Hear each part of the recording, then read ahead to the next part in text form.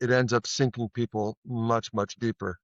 Emotionally, people are very focused on success.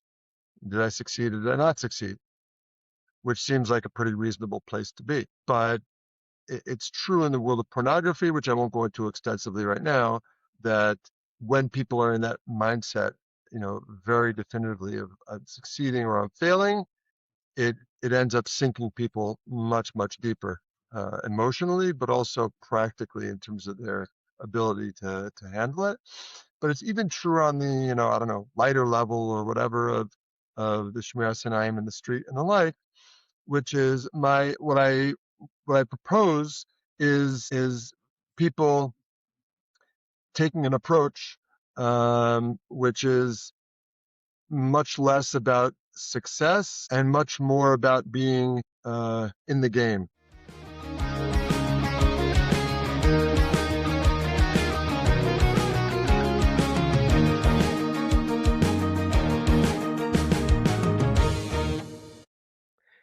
Shalom Aleichem, and welcome to Stark Tank. Stark Tank is a podcast about the challenges and opportunities of being a mentor in the workforce. This week, we are joined by returning guest, Dr. Dan Jacobson, to talk about the summer months and the challenges of Kedusha and tznius that we all face on a very regular basis. So, Dr. Dan, welcome back, and thank you for joining us again. Thank you. So before we jump in, a quick personal reminder to leave a 5-star review and hit the subscribe button. It really makes me happy to see that the listeners are engaged and enjoying and leaving reviews, and it really helps us bring this content to new listeners and wider audiences. So thank you to everyone who's been doing that, and I encourage all listeners to go and hit subscribe, leave a review. It really, really helps us. So Dr. Dan, the summer is here. The weather is hot. The dress on the street creates a challenge for all of us. And so I'm wondering, to start off with some basics, can you give us an introduction of the fundamentals of the psychology, the mental health, and also the hashkafa around that with regards to those challenges that we're all facing? Sure. Delighted to be back, and yasher koach again for bringing the world of psychology into the world of Torah and Torah living. Really important. So there's many, many things that can be said. I think on a very global level, anything that helps our mental health, help us be in a better psychological state, will end up helping us with things like Shmiras Einayim. That's what we're primarily talking about here, partially because we're just in a calmer state and we can do anything better, and partially because in all these realms that relate to that relate to Shmiras Einayim and also relate to pornography, which I think maybe we'll talk not so much about today, but it is related to psychological stuff. People tend to associate it just with taiva and drives, but a lot of the push to look and see often comes from inner states of feeling down, feeling anxious, feeling tense. So anything that helps mental health is helpful. But I think I would choose 2 points in mental health to focus on that are probably a little different than what would usually come up for people when they're thinking of this area, because I think that might be helpful. And the 2 areas are area of mindfulness and the related area of flow.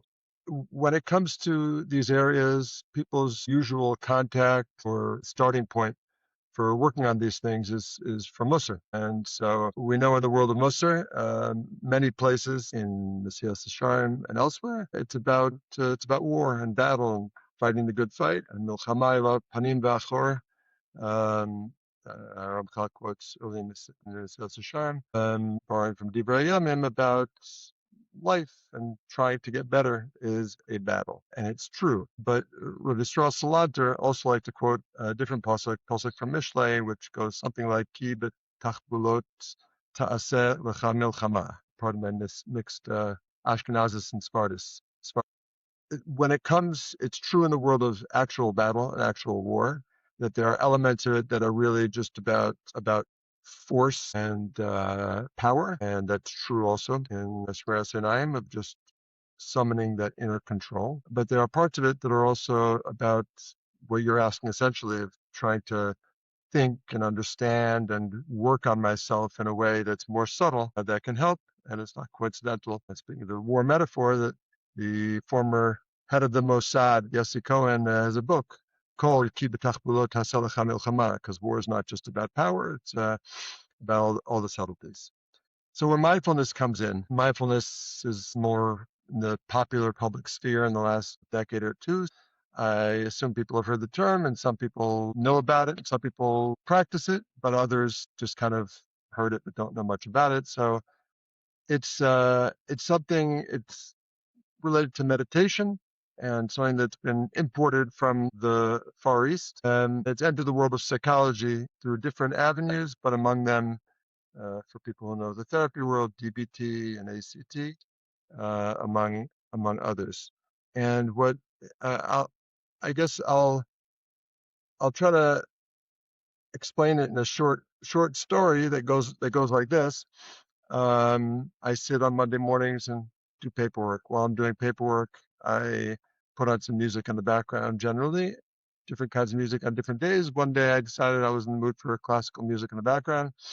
So I went on YouTube and just looked for classical music, and what came up was something like the Tokyo Philharmonic. So I turned it on, and then before I put it in the background, I saw the video itself, and I looked and saw the stage with the orchestra, which wasn't surprising. And then it didn't really show the audience, but it showed the front row of the audience. And I looked, and it was just kind of the back, black shapes.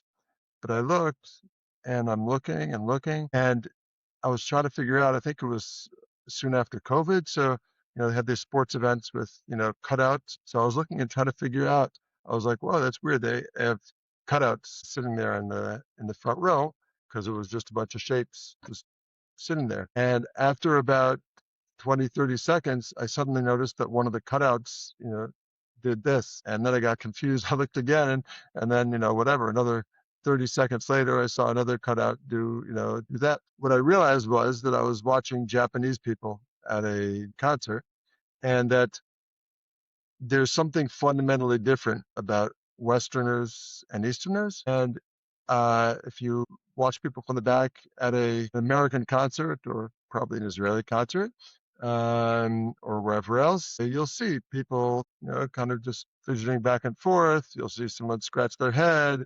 You'll see someone sneeze, cough, clear their throat. And we are generally trained as Westerners, but also as Jews, to react to things. The yeshiva world, you're reacting all the time. Whatever comes up, you're analyzing it. But also more broadly in the Western world, we're noticing, trying to fix things. And the mindfulness approach talks about just noticing, learning that the fact that I, this very second, actually, have a slight itch on my beard right over here doesn't mean that I have to scratch it. I can just notice it. And so one of the things that happens with people in the realm of Shmiras Einayim is that people have an initial trigger, like they're walking in the street and their eye catches, a non-tznius dressed woman, walking by or whatever, wherever it is, and they notice it. And so there's a trigger, and there's maybe a little bit of arousal, taiva, that, pops up for a second. And so the operative thing, mibchinati, psychologically, is not the fact that you noticed that or had a trigger. That's a separate discussion, which I've had with Hasidish and other patients about, about not looking at all versus looking, another discussion. And so, what's operative is what happens next. And so in the world of mindfulness, the idea is learning and training oneself to be able to just notice that I had it, as opposed to beginning to fight it off, or beginning to think about, why I did that, or why, because that's really, with these kind of more subtle mental processes, that's really where the money is being able to let things just kind of pass through. And so I have a lot more I could say about mindfulness, but I don't want to overdo the mindfulness piece here. So before we get to flow, we'll just analyze some of this wonderful information for a moment. So firstly, with regards to even like your opening, where you spoke about the connection between a person's broader mental health and their ability to navigate the challenges of Shmiras Einayim, I'm wondering if we could dive into that a little bit more. it's sometimes hard, at least personally, to track that connection. If you were to tell me, Yaakov, 100%, if you're not eating your vegetables and exercising enough, you will have a harder time with your Shmiras Hayinayim. It's a little hard to operate on that if it's less sort of clear and those connections and the causality there is less. So maybe just can you talk to what extent that is like from your perspective, a 100% ironclad scientific reality that a person should be, take care of themselves in many ways if they want to take their Shmiras Hayinayim seriously, or is it not so clear cut? So I would differentiate between two things, and these are actually two different things that come up in my office when I'm working with people on Shmiras Hayinayim issues, meaning people who come in and this is really bothering them and trying to figure out what to do. One is a circumstance where I'm not looking for anything, but I'm in the street, I'm wherever I am, and something just kind of popped up in whatever way, and I got triggered. So regarding that whole side of things, that's where I'm coming at it from the angle of mindfulness and learning to be able to let that, along with a just shot of guilt or a shot of regret or anger or whatever it is, to be able to just kind of pass through. What you're raising, Yaakov, relates much more to the seeking out component, and that's true both with regard to watching pornography, but it's also true with regard to if I'm in the street. There's for some people it'll be I'm going out in the street in summertime and I'm not looking for anything, I'm just walking down the street, but things are in my face and I get triggered. But for other people, it's once I'm out in the street in the summertime, I know what I'm gonna see, and so their mind is already kind of scanning even before anything hits them. Their mind is kind of like, I know I shouldn't, I don't want to, but, and their mind's already kind of there, and that's where the general mental health comes in. I'm not suggesting that if a person eats their vegetables, their psychological vegetables, that they won't notice anything and they'll automatically just, everything will pass them by. But I'm talking about the other component, and that I for sure have seen and would sign off on as the case, which is that when a person is in a place where they're more down or more anxious or the like, they're much more vulnerable when they're a person who doesn't want to be doing this to nonetheless be going out actively, kind of, scanning the horizon and looking for things. And so, yes, with those things, taking care of myself and if I'm down, figuring out why, if I'm anxious, doing something that relaxes me. And, for the younger people in amongst the listeners, there there's the people. I remember when I was young, at some point I asked, I was in my early 20s, and I asked somebody, what a person in their 30s, like what they're doing in the summer. And he gave me a strange look, like, what do you mean? What am I doing in the summer? And he's like, I'm working. But for people who are in the schedule of summer is vacation or Ben Azmanim is vacation or the like, that's where a lot of this stuff becomes particularly relevant, because a lot of when there's suddenly a lot more time, find these things much more challenging. And they are both the mindfulness side of things, it's something that people work on for a long time to get good at, but even without working on it for a long time, it's good for you. And I encourage doing mindfulness work. But even without doing that, just the realization that what is good for me to be doing, not just psychologically, but also in terms of what's going to get me to a better place in terms of my life, is trying to let those things just kind of flow by. Anyway, with all these things can be bigger challenges in the vacation time. And so you discussed the idea of mindfulness, and if I maybe just to summarize it, it's really the difference between needing to react to things versus needing to understand and notice and internalize things within your head, within your surroundings. So you can correct me if I'm wrong on that summary, but if I'm understanding correctly, maybe you can give us a few sort of practical tips that a listener can take away right now. Maybe specifically, I would ask: is it something that should be practiced on the next walk down the unsneezed street, or should we practice in a more sterile environment of just noticing things? What are some of the practical things that someone who's not currently about to drop everything and do long therapeutic sessions with Dr. Dan can walk away from this conversation a little bit smarter, a little bit better with some more tools? So first of all, I'll just give a little mindfulness plug for those who are intrigued or interested.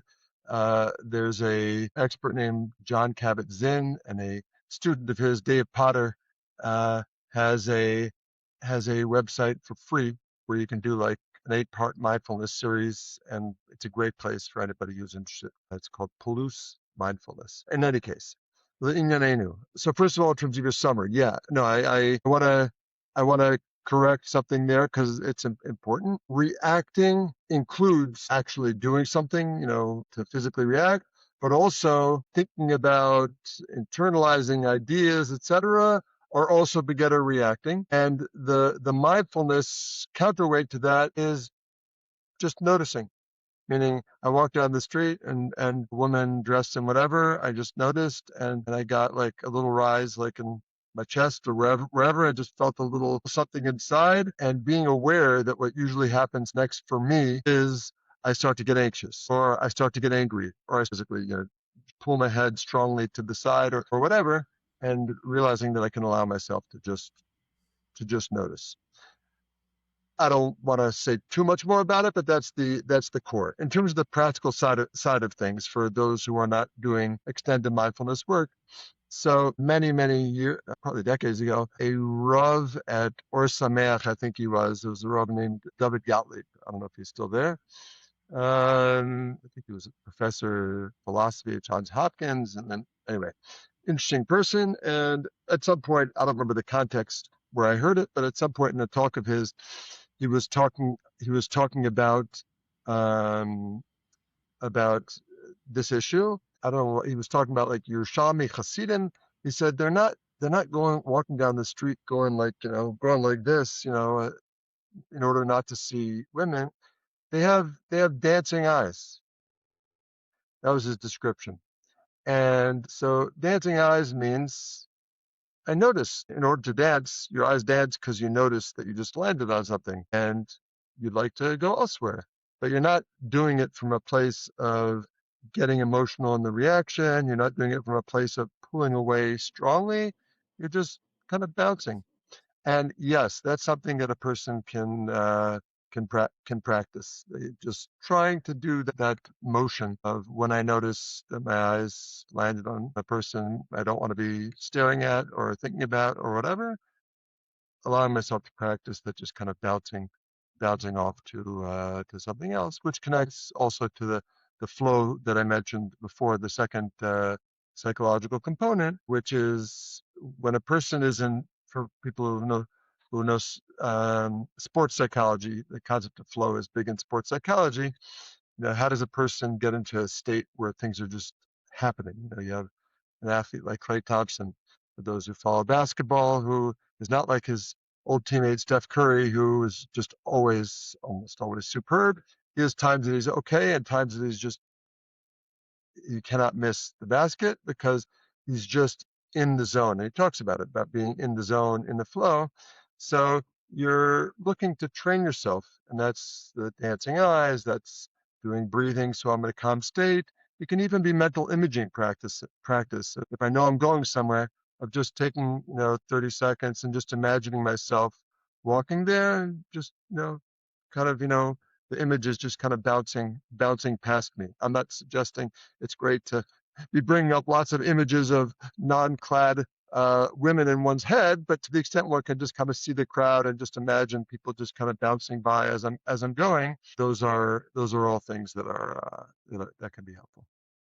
So before we move forward, I guess one of the images that I've sort of had in my head about this and many other issues before is, you brought up sports. So if you think about like a field goal in the NFL, so there's the act of kicking a field goal is its own skill and its own person on the team, but the success of the field goal is due to that set of skills and execution, but also the field position that led up to taking that field goal. So it's a very big difference whether on the 50-yard line or on the 30-yard line. So I'm wondering if, broadly speaking, if you sort of accept that framing that we sort of have to approach this issue on these two levels, which is the maybe more in the moment ability to be calm, and then lots of other things that happen before that moment that will really affect the success rate, the challenge rate, all different factors. Does that resonate with you, and anything else on that sort of field position mindset that would be helpful in this discussion?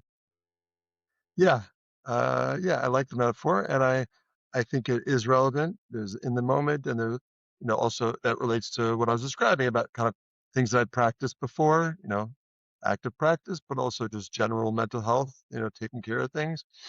And those are all part of the story. Also, obviously, certain decisions about where I'm going are also part of the picture in terms of my field position. I would then say that there's a part of the metaphor that I would like to kind of lop off. And what I mean is that often in these realms, people are very focused on success.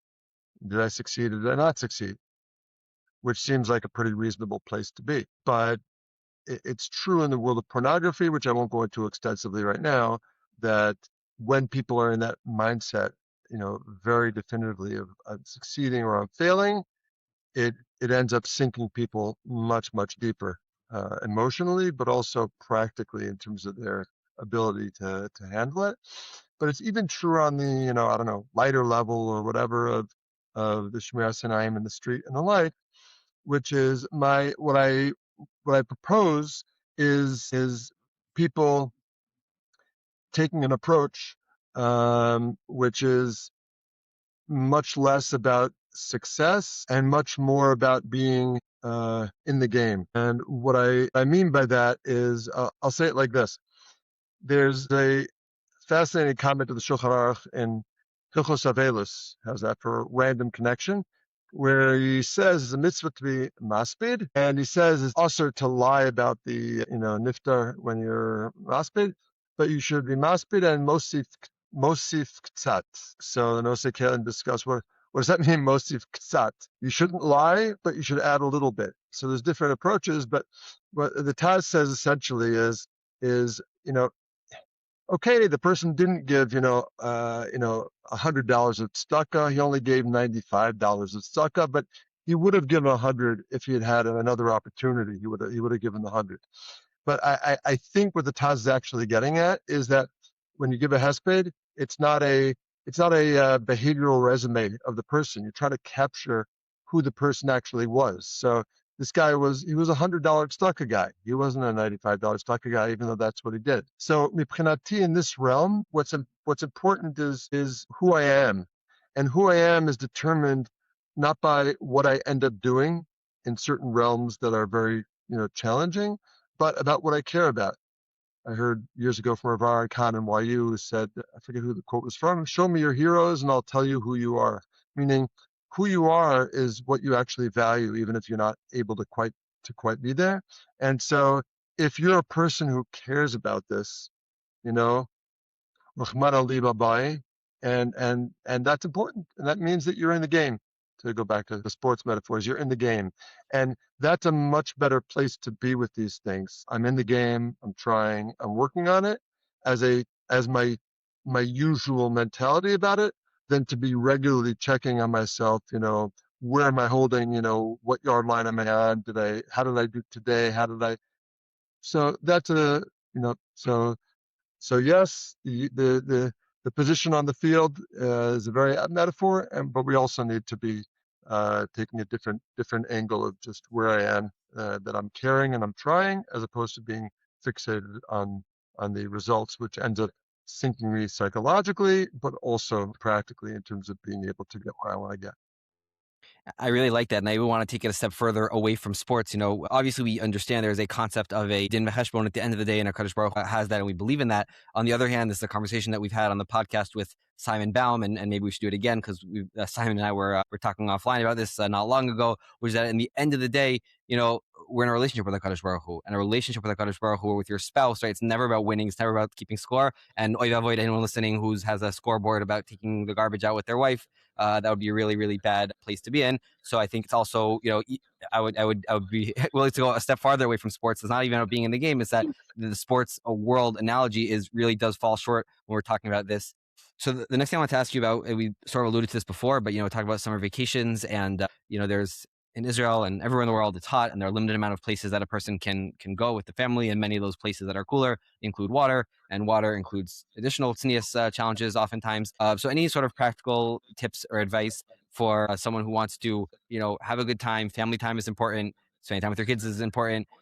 Sometimes there are separate beaches, separate activities, but that also limits the family effect of the said activity. So any practical tips from the Jacobson family or that you've seen around that can help people find wholesome, good, fun activities, but are also wholesome for the neshama as well? Yeah, well, look, on the beachfront specifically, I mean, on the one hand, we live up in the mountains in Yerushalayim area, but so we're not at the beach all the time. But I and many of us love the beach. Practical front, what we did usually was, when the kids were young, and I'm not poskening anything, obviously, but people have to speak with their Rav and make their decisions. And when our kids were young, we went to, what they call, like in Israel, they're like family beaches, which are places. It's not a rule, but it's just kind of known that it's a place where families tend to come. And so the overall gestalt is that people are fairly dressed there. It's not, hundreds of teenagers with very little clothing on.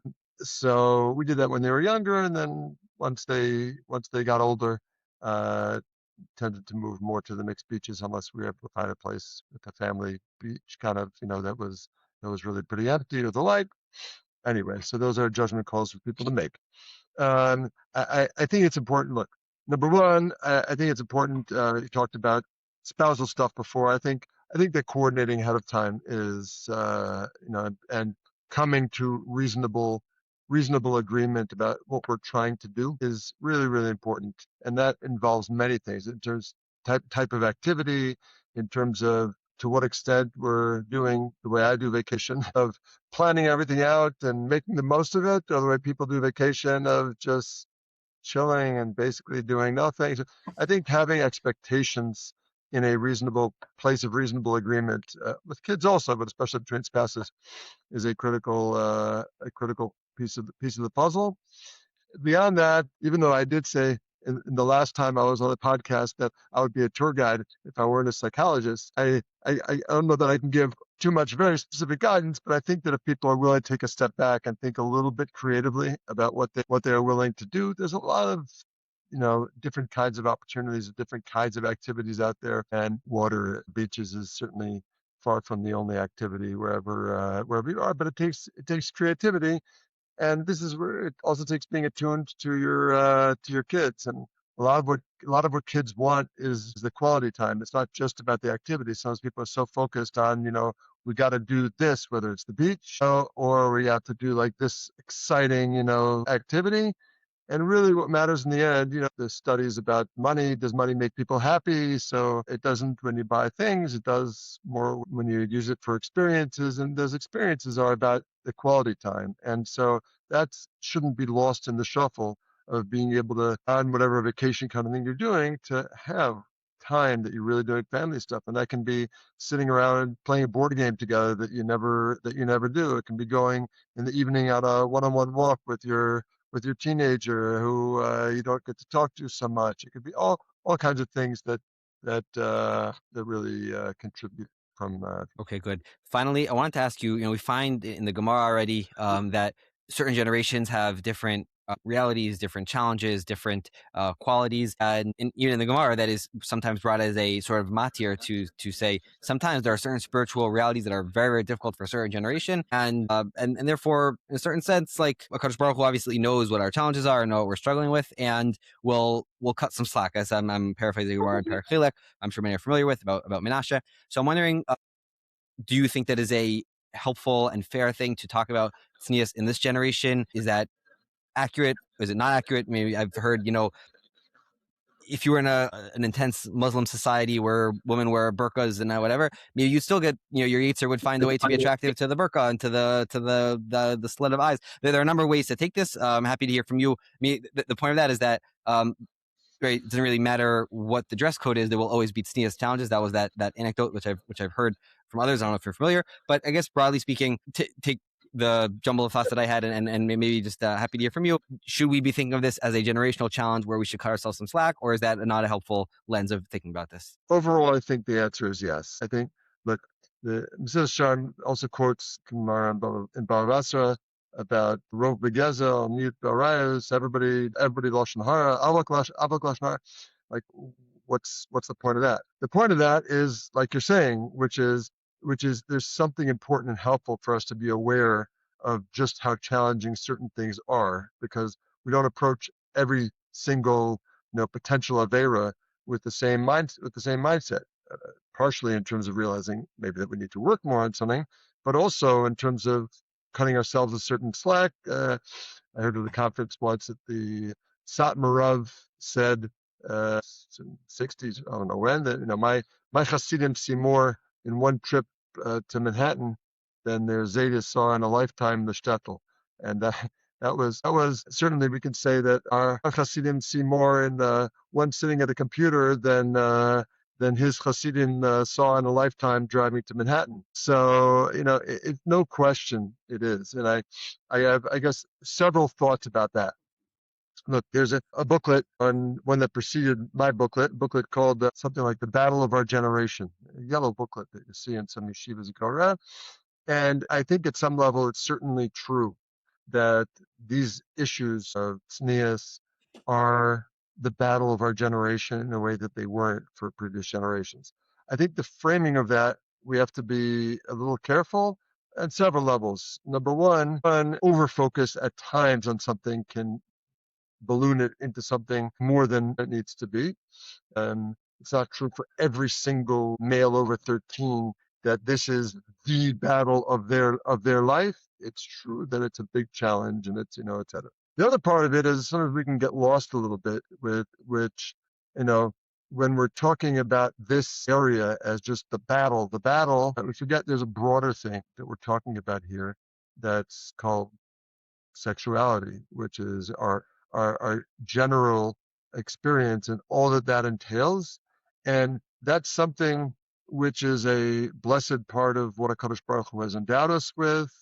And talking about this area over and over again, just if we overdo it as this is the battle, doesn't prepare us for, number one, just feeling good with ourselves. This connects a little bit back to mindfulness at the beginning, but also for marriage and relationship. Coming in where we're carrying primarily, battle, doesn't prepare us properly for being able to utilize this in the area of relationship. So yes, we need to cut ourselves slack, and yes, it is a battle and a huge challenge in our generation more than others. And at the same time, we need to be able to hold that and frame it within a place where each person needs to know for themselves how much it is a battle, how much it's not so much of a battle, and also each of us needs to also have that piece. That's one piece of the general gestalt of this arena that relates to our relationships and how important and beautiful this is.